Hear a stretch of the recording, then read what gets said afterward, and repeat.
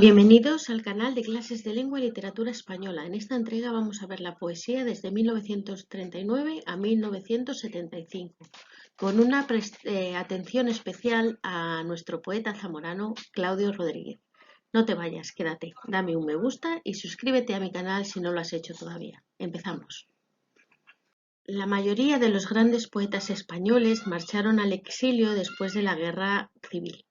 Cabe recordar a Pedro Garfias, que se exilió en México, donde publicó obras como Poesía de la Guerra Española o de Soledad y otros pesares. En sus versos muestra la nostalgia y el dolor por la España perdida, junto con sus angustiosos sentimientos de soledad. León Felipe también se exilió en México, donde continuó publicando poesía en un tono indignado con resonancias bíblicas. Sus temas centrales son la nostalgia de España y la defensa de los ideales republicanos, y aparece en su obra la realidad del nuevo lugar en el que vive y sus pueblos. Destacan las obras Español del Éxodo y del Llanto o Ganarás la luz. Juan Gil Albert se exilió también en México y en Argentina, y al regresar a España vivió retirado en su casa de Valencia en una especie de exilio interior.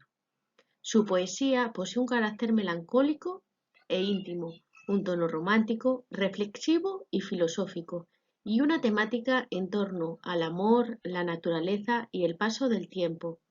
Sus obras son Las ilusiones, Concertar ese amor o Fuentes de la constancia, entre otras. Durante los primeros años de posguerra hay una poesía de exaltación del nuevo régimen. En esta línea destacan dos revistas literarias, Escorial, de 1940 a 1949, y Garcilaso, que comprende los años 1943 y 46, las cuales publican un tipo de poesía que, de acuerdo con la ideología falangista, sobre todo en el caso de las revistas El Escorial, preferirá las formas métricas clásicas y los temas más tradicionales, presentando una visión optimista y conformista del mundo. Es lo que se ha conocido como poesía arraigada. Por lo tanto, la poesía arraigada es aquella poesía de posguerra en la que se presenta una visión amable, positiva y conformista del mundo, sin tener en cuenta la penosa situación en la que se vivía durante estos años. Se caracterizará por la vuelta al intimismo, el formalismo clasicista y un lenguaje deliberadamente sencillo. Dentro de los poetas arraigados destacan Leopoldo Panero, Luis Rosales, Luis Felipe Vivanco, Dionisio Riduejo y José García Nieto. Leopoldo Panero destaca por su poesía religiosa, a veces con tintes políticos en la línea del falangismo. Obras, escrito a cada instante y canto personal.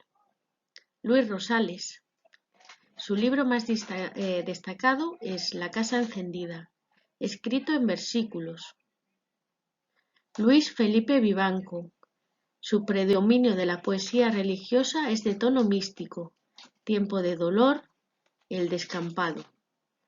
Dionisio Riduejo. Inicialmente acérrimo defensor de la falange, poesía en armas. Posteriormente incorpora temas más íntimos, religiosos o paisajísticos, como sonetos a la piedra. José García Nieto. Su poesía es de carácter petrarquista, amorosa, que evoluciona hacia una poesía intimista en verso libre. Obras como Geografía es amor o Hablando solo. Frente a esta poesía surge otra corriente inconformista que no cierra los ojos ante la desolada situación de España y que muestra su espíritu de protesta. Es lo que se conoce como poesía desarraigada, como la corriente poética en la que los poetas muestran su disconformidad con el mundo que les rodea, su desasosiego existencial y una incipiente protesta social y política. Se ha considerado que 1944 es el año clave para este tipo de poesía por tres acontecimientos. La aparición del primer número de la revista Espadaña, que encarna la reacción contra el garcilasismo. La publicación de Hijos de la ira de Dámaso Alonso y la publicación de Sombra del paraíso de Vicente Alessandri. Los principales poetas desarraigados fueron Dámaso Alonso, Vicente Alessandri, Victoriano Cremer e Eugenio de Nora.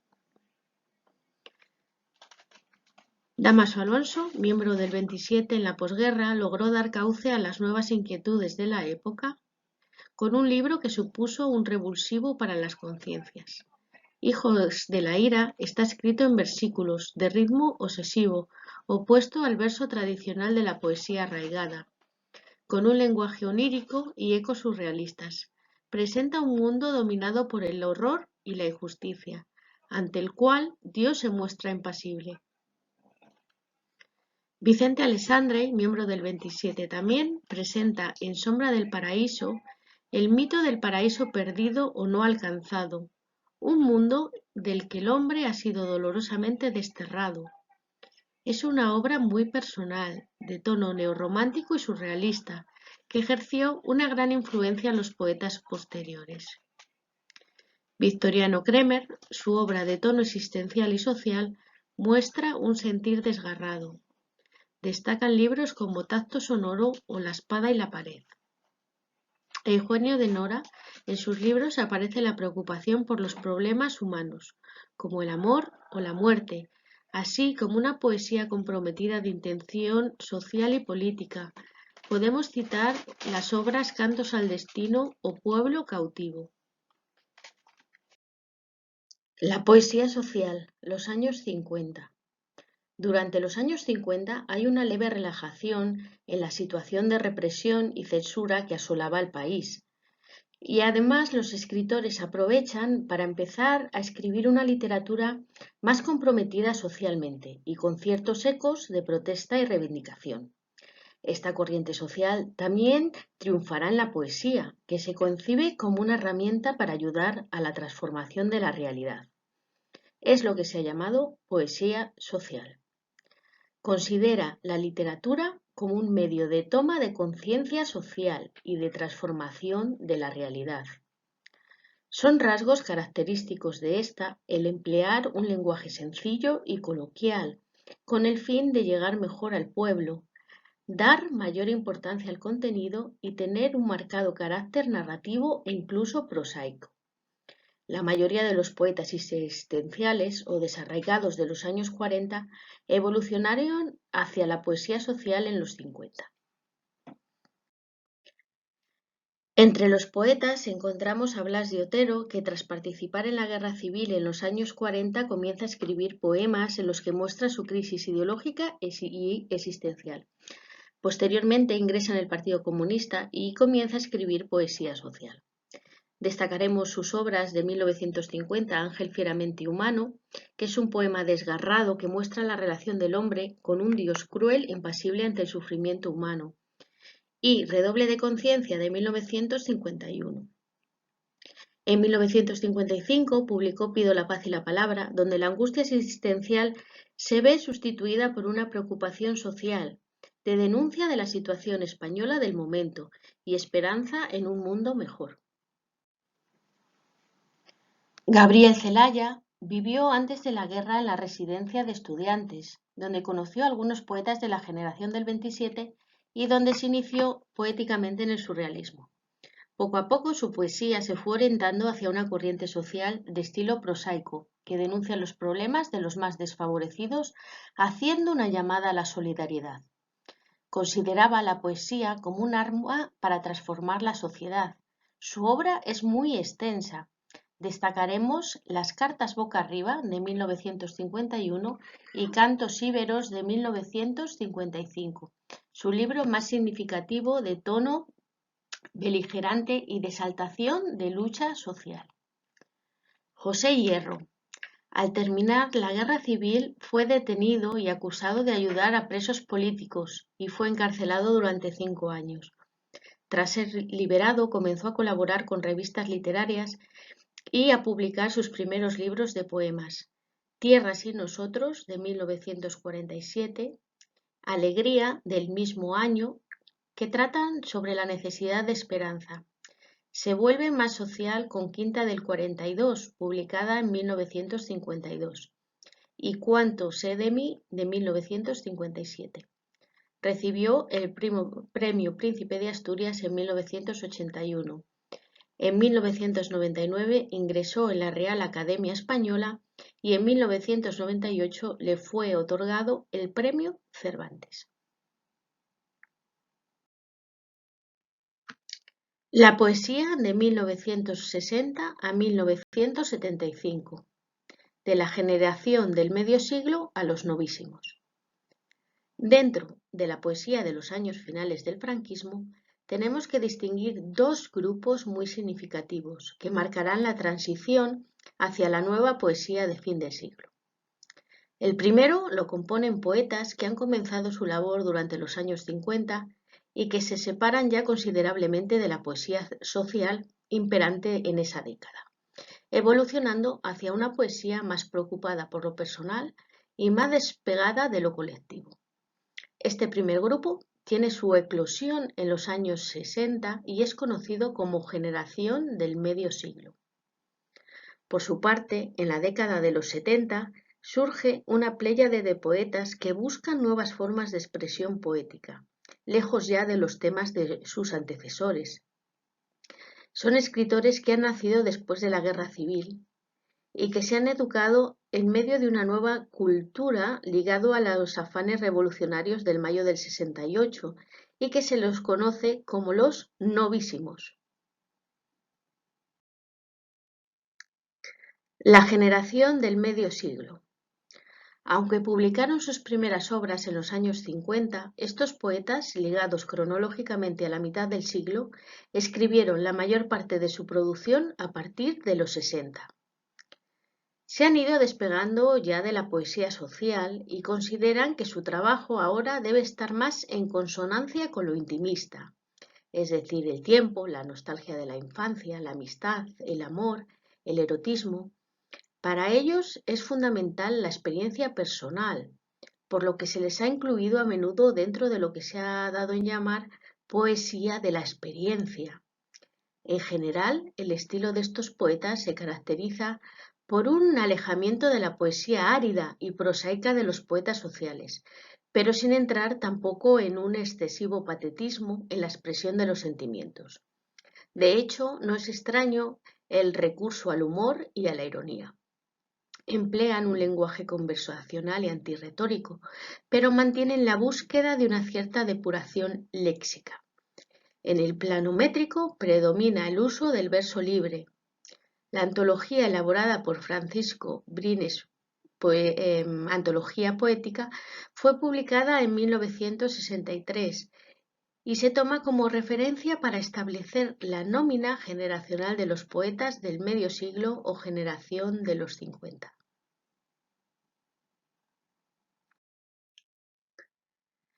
Encontramos poetas como Ángel González, donde sus primeras obras se marca uno de los temas fundamentales de su poesía, la oposición entre la desesperanza y la certeza de que es posible un mundo mejor.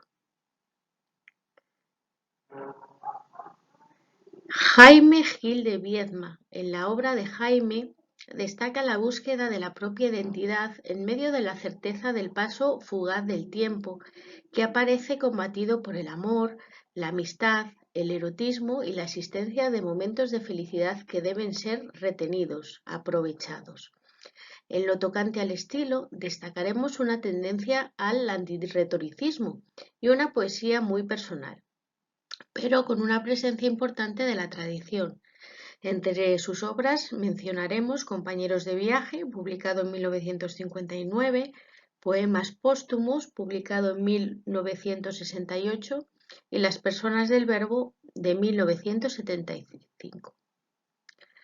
José Ángel Valente, al comienzo, concibe la poesía como una vía de conocimiento y poco a poco se adentra en una reflexión que tiene como base la tradición mística española. Su obra deriva entonces hacia tendencias filosóficas que se manifiestan en una poesía cada vez más profunda y complicada, Mencionamos sus obras como Poemas de Lázaro, de 1960, La memoria y los signos, de 1966. Y sobre Claudio Rodríguez haremos una mención especial. En 1970 se inicia un nuevo periodo de la poesía española con la publicación de una antología muy significativa, llevada a cabo por el crítico José María Castellet.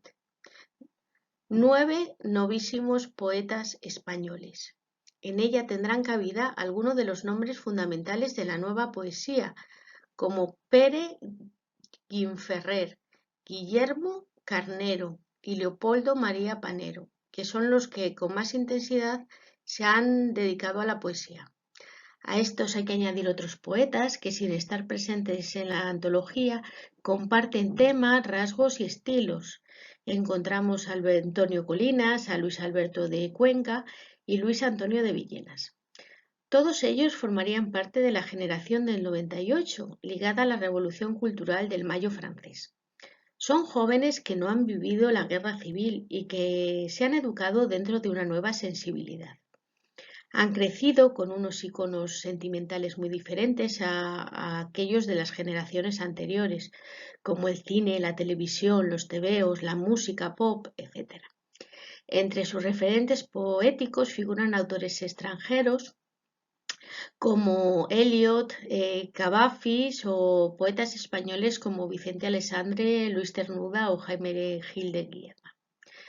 Su estilo viene marcado por una estética muy preocupada por lo formal, hasta el extremo de que se ha hablado incluso de un renacer de los vanguardismos de principios de siglo.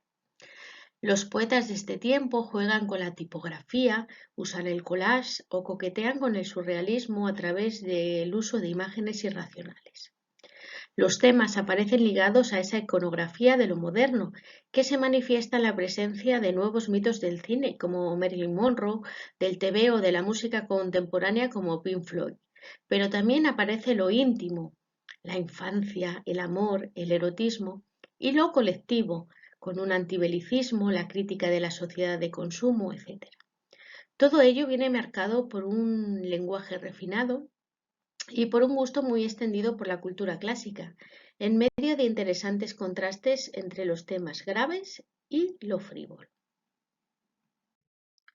Claudio Rodríguez nació en Zamora en 1934. Pertenece a la generación del medio siglo o generación de los 50. En su poesía destaca la sencillez del lenguaje y la palabra unida al paisaje y la naturaleza de Castilla. Fue amigo de Vicente Aleixandre, Dámaso Alonso, José Hierro, Leopoldo Panero, Luis Rosales, etc. Fue un poeta muy premiado. Ganó el premio Donais en 1953 cuando estudiaba en Madrid Filología Románica, premio de la Crítica de 1965 por Alianza y Condena, Premio Nacional de Poesía de 1983 por el recopilatorio de sus primeras 4 obras, Desde mis poemas, Premio de Castilla y León en 1986. Fue elegido miembro de número en la Real Academia Española en 1986 y fue Premio Príncipe de Asturias de las Letras en 1993. Claudio Rodríguez, durante su etapa de vida universitaria tanto en Salamanca como Madrid, compone poemas propios de la adolescencia y la juventud, cargados de recuerdos y sentimientos típicos de esta época. Se aprecia una fuerte influencia del simbolismo francés. Destacan sus alegrías, amores, desamores, además de los paisajes de su Zamora natal. Estudió en el Instituto Claudio Moyano, fue lector de Rimbaud, de Baudelaire, de Verlaine, de los clásicos españoles y en particular de los místicos. Además, era licenciado en Filología Románica con una tesis sobre el elemento mágico en las canciones infantiles de coro castellanas. Escribe Don de la ebriedad en 1953, que obtiene el premio Adonner con 18 años. En esta primera obra concibe la poesía como un don marcado por un estado de entusiasmo, poesía en la que se funde la realidad con lo simbólico. Conjuros de 1958 es de su etapa en Inglaterra, ya que con la ayuda de Dámaso Alonso y Vicente Alessandre viaja a Inglaterra donde trabaja como lector de español en Nottingham y Cambridge. En Oxford traba amistad con Francisco Brines. El amor y el dolor son dos de los temas de esta época. En 1965 publica Alianza y Condena, que le otorgan el Premio de la Crítica. En esta obra describe elementos de la vida cotidiana y los compara con sentimientos y sensaciones propias. En los años 70 regresa a Madrid en su enseñanza universitaria y es una etapa de tristeza y dolor. Mueren su hermana, que es asesinada, y su madre. Surge una poesía oscura que degenerará más tarde en reflexiones sobre la vida, el paso del tiempo, etc. Consagración y el reconocimiento como poeta son las obras El vuelo de la celebración y Casi una leyenda, de 1993. Se ha dicho de la poesía de Claudio Rodríguez que es un milagro de equilibrio entre lo lírico y lo narrativo, entre lo racional e irracional, de enorme altura y profundidad, y a la vez manifestada de un modo muy cercano. Es una poesía que más que leerse se participa de ella, una referencia imprescindible para los poetas de hoy, con dos claves básicas, naturaleza y pueblo. Y se ha dejado escrito de él por Fernando Beltrán, que era un ser excepcional en todos los sentidos, en el personal un ser tierno y entrañable, con los ojos muy abiertos y una curiosidad permanente, en lo poético un asombro. Para mí es el gran poeta español del siglo XX, un siglo que generó en España un enorme puñado de nombres excepcionales, pero dentro de ellos hubo dos tocados por un ángel especial, Federico García Lorca y él. Y hasta aquí la entrega de hoy. Recuerda que en Facebook puedes seguirnos en el grupo anónimo de clases de lengua y literatura española, donde participan más docentes. Y no te olvides darme un like y suscribirte a mi canal si no lo has hecho todavía. Hasta pronto.